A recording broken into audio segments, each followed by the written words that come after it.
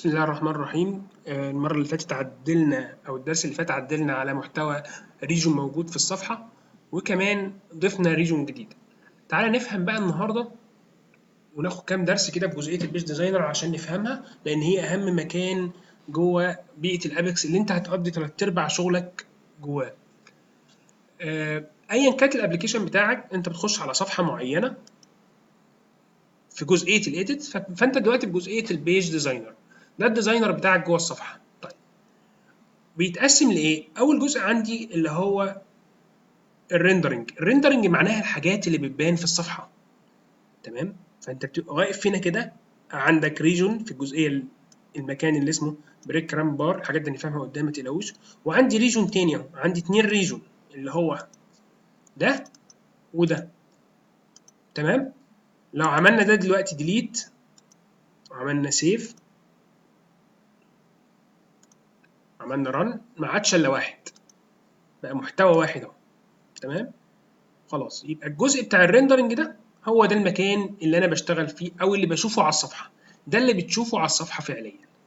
تمام؟ طيب، عندك انت جوه الصفحه اسمها بيج هوم، ده الليفل الاولاني، وبعد كده في حاجات بتبقى بري ريندرنج، يعني حاجات بتشتغل قبل ما صفحه تلود او تتعمل لها ريندر، هنعرفه برضو قدام. وبعد كده الريجون اللي موجوده، تمام، والمحتوى بتاعي. وبعد كده برضو حاجات بوست ريندرنج، حاجات بترن بعد ما انت تخلص. يعني انت ممكن تعمل بروسيس كود يرن قبل ما الصفحه تنفذ، قبل ما الصفحه تلود او تعمل لها ريندر، وكود كمان بعد ما الصفحه يتعمل لها ريندر. فانت عندك كام بوزيشن؟ بفور هيدر وافتر هيدر، بفور ريجون وافتر ريجون، بفور فوتر وافتر فوتر. دي ست اماكن، ثلاثه قبل وثلاثه بعد الريندرنج.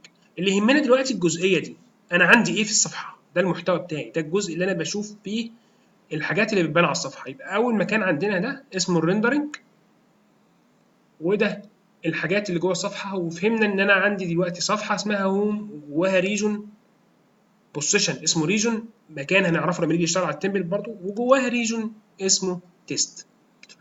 طيب، ايه دي؟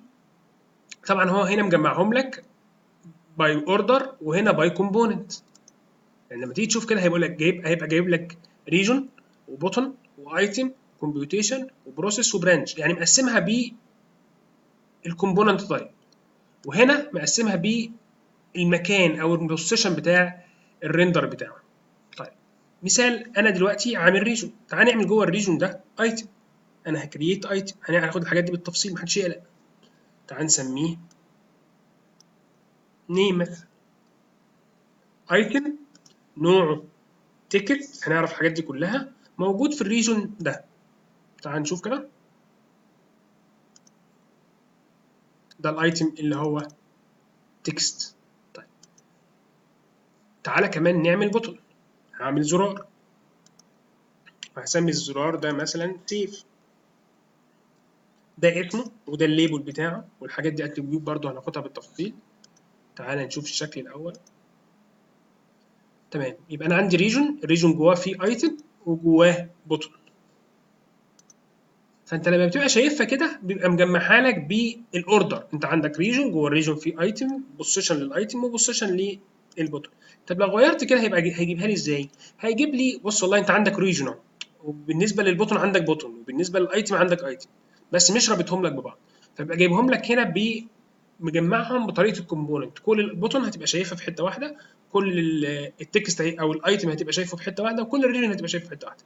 انما هنا بتبقى شايف الصفحه بتقسيمتها المظبوطه بالظبط. انا عندي ريجن، جوه الريجن ده في ايتم، وجوه الايتم الثاني، وعندي كمان زرار. لو عملنا كمان ريجن عشان يبان قوي، تعال نسميه تيست 2، وتعالى المره دي نعمل فيه برضو ايتم تاني، ونخلي الايتم ده المره دي ديت بيكر، نوعه ديت بيكر، هيبقى فيه ديت مثلا، تعال نسميه مثلا هاير ديت. تمام، وتعالى كمان نعمل بوتون تاني هنا في الريجون التاني ونسميه سبميت مثلا. تعال نشوف على الصفحه شكله عامل ازاي الاول. ده الريجون الاولاني، وادي التكست وادي السيف. الريجون التاني ادي الهاير ديت اللي هو الايتم عباره عن ديت بيكر زي كده، وادي زرار السبميت. فبالتالي في الشكل ده اللي هو بشكل الاوردر هيقول لك ان انت عندك ريجون فوق وفي ايتم وفي بوتون، تحتيه بالظبط في ريجون تاني اسمه تيست 2 وجواه ايتم عباره عن ديت بيكر وجواه بوتون. طب لو انا رحت بقى للجزء بتاع الكومبوننت هيجمعهم لي ازاي؟ هيقول لك بص انت عندك 2 ريجون اهو، وعندك زرار 2 بوتون اهو، جايب لك هو متحدد في انهي ريجون كمان. وبالنسبه للايتم عندك 2 ايتم، واحد في تيست 1 وواحد في تيست، واحد في تيست وواحد في تيست 2. فده الفرق ما بين تقسيمه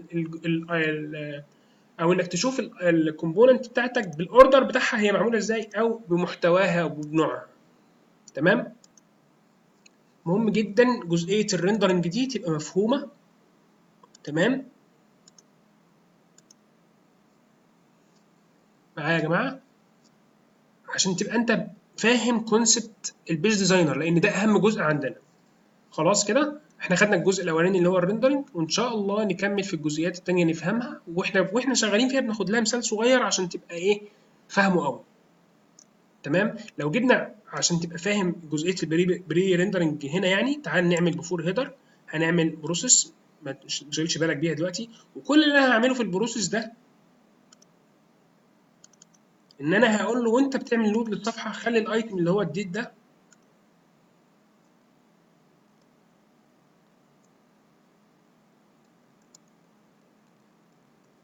يساوي السيس ديت. يعني انا عايز صفحه الايتم اللي هو الديت بيكر ده يفتح على السيس ديت على طول، فانا قبل ما الصفحه تحمل هبصيله قيمه الايه السيس ديت.